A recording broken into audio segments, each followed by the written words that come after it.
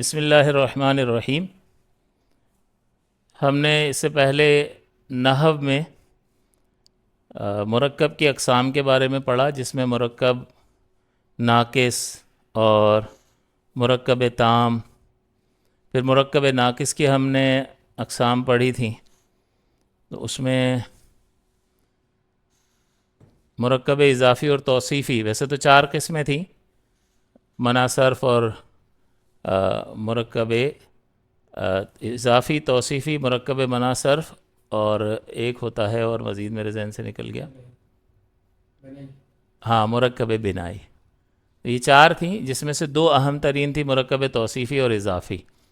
تو اس میں اب ہم تھوڑی سی پریکٹس کر لیتے ہیں کہ جب کلمہ اکیلا ہوتا ہے تو ہم اس کو مفرد کہتے ہیں، جب دوسروں سے مل کر آتا ہے تو ہو سکتا ہے یہ پوری بات ہو سکتا ہے ادھوری بات ہو۔ تو آپ کو بتایا تھا کہ مرکب جو ہے وہ ناقص بھی ہو سکتا ہے، کامل بھی ہو سکتا ہے۔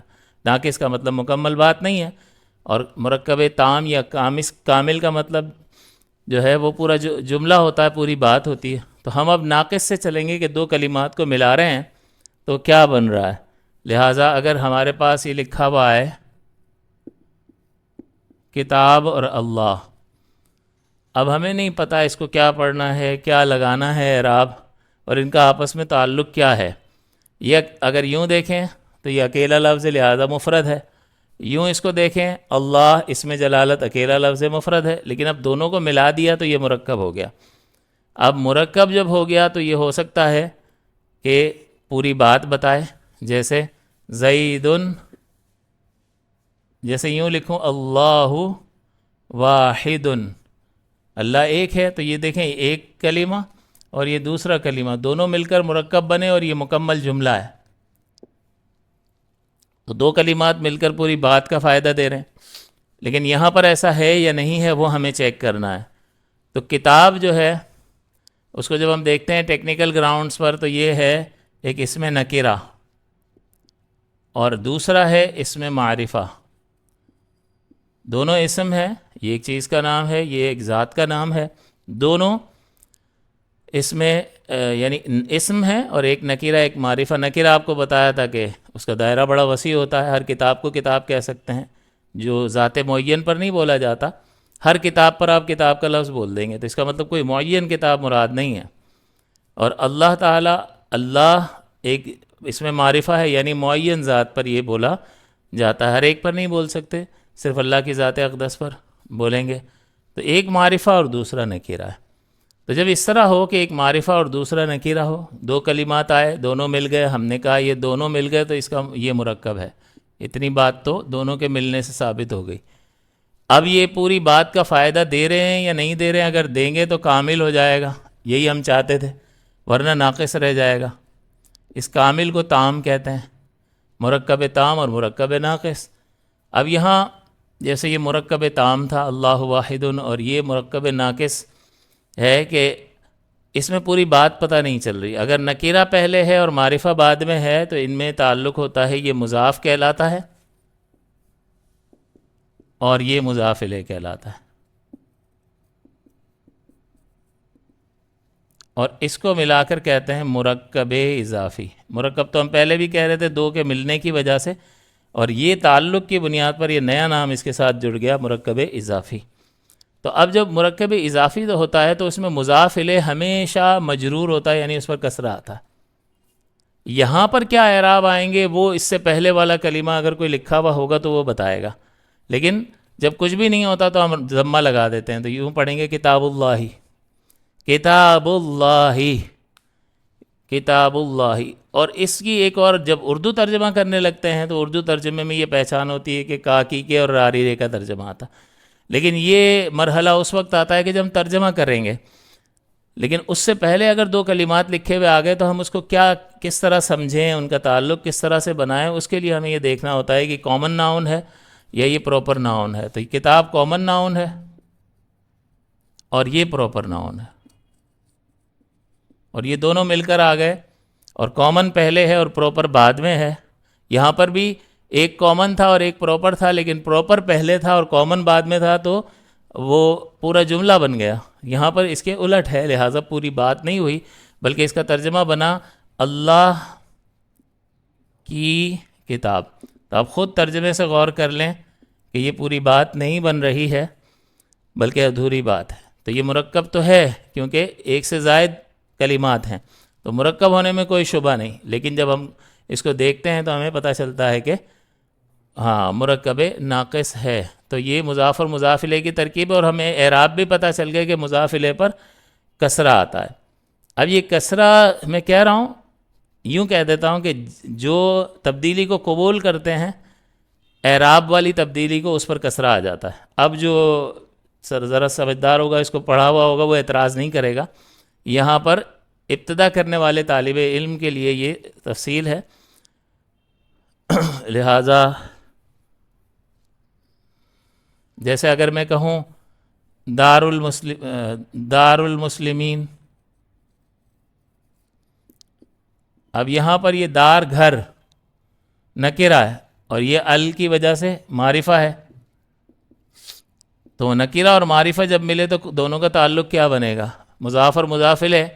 تو مضاف الیہ پہ کسرہ آتا ہے لیکن مسلمینہ یہاں پر زبر آئے گا، تو کوئی اعتراض نہیں کر سکتا، کیونکہ یہاں پر یہ حرف کے یہ الف زبر زیر پیش کے ذریعے یہ لفظ اعراب کو قبول نہیں کرتا، بلکہ یہاں پر یہ اصل میں مسلمون لفظ ہے اور تبدیلی یہ واو یا سے بدلا ہے. تو مضاف الیہ ہونے کی وجہ سے یہ مجرور ہے، حالت جری اس کو کہتے ہیں. تو بہرحال ابھی اس پر زیادہ اتنی بات کرنے کی ضرورت نہیں ہے، لیکن چونکہ میں نے کہا کہ اس پر جر آتا ہے مضاف الیہ پر، تو کوئی اعتراض کر سکتا ہے یہاں کہاں آیا، دیکھو مضاف الیہ ہے لیکن نہیں آیا، تو وہ بیچارہ ہے،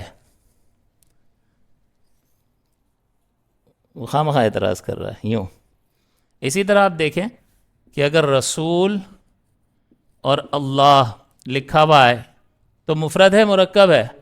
مرکب ہے، وجہ اس کی ایک سے زائد کلمات، یہ 1 اور یہ 2. اب ہم کیا کریں جی؟ تو یہ بھی نام ہے.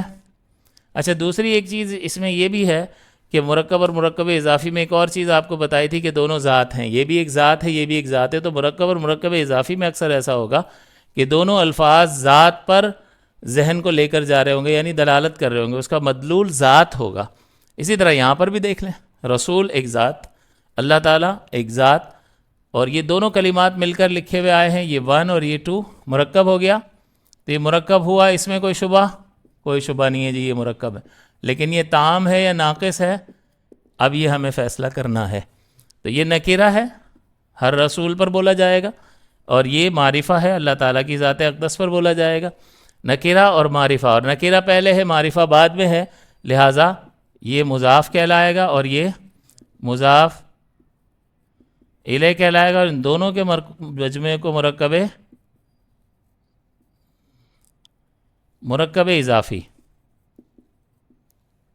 کہیں گے. اور مرکب اضافی میں مضاف الیہ جو ہوتا ہے وہ مجرور ہوتا ہے، اس پر ہم ضمہ لگا دیں گے. رسول اللہ، رسول اللہ، اللہ کے رسول یا اللہ کا رسول اگر ہم واحد بولنا چاہتے ہیں. تو اب دیکھیں یہاں ان دو کلمات کا تعلق جو ہے وہ مضاف اور مضاف الیہ کی طرز پر ہے. آگے اگر ہم مزید اگر اس کی مثالیں دیکھیں تو یوم اور الدین، یوم ایک کلمہ ہے 1، یہ دوسرا کلمہ ہے 2، مرکب ہونے میں کوئی شبہ تو نہیں ہے؟ مرکب ہے جی. بات کیا ڈھونڈنی ہے، تام ہے کہ ناقص ہے؟ پوری بات ہے یا ادھوری ہے؟ تو اب دیکھیں یوم دن پر، دن اس کا معنی ہے دن، یہ نکرہ، کسی بھی دن کو یوم کہیں گے. اور الدین جو ہے وہ معرفہ ہے، روز جزا.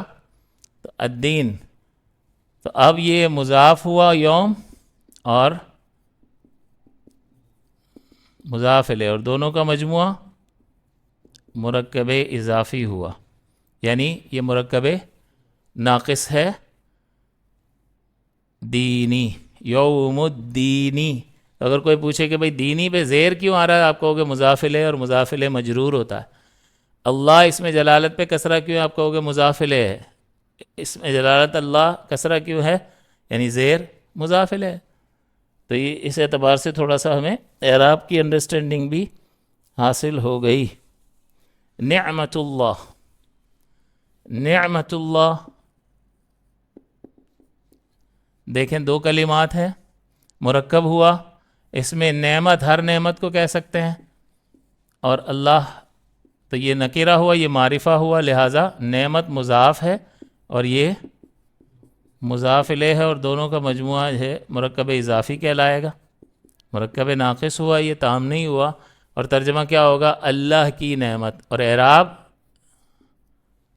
نعمت اللہ، نعمت اللہ، اللہ کی نعمت۔ تو یہ مرکب اضافی کی تھوڑی سی مثالیں تھیں، امید ہے کہ مزید مثالوں کی کوئی اتنی ضرورت نہیں ہے، آسان بات ہے۔